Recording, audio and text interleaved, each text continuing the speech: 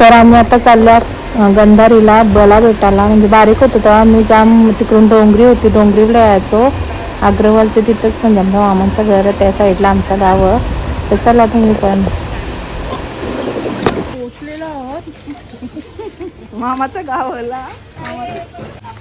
तर बला आम्ही आता सरप्राईज देणार आहोत. उन्हाला त्याला तर तुम्हाला जेव्हा आंबा भेटतील आणि किती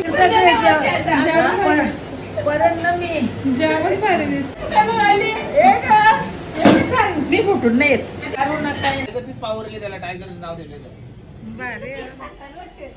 नाही तो आता तेव्हा लक्ष नाही तो अख्ख्या दिवस बघ गायब असतं ते भाजी.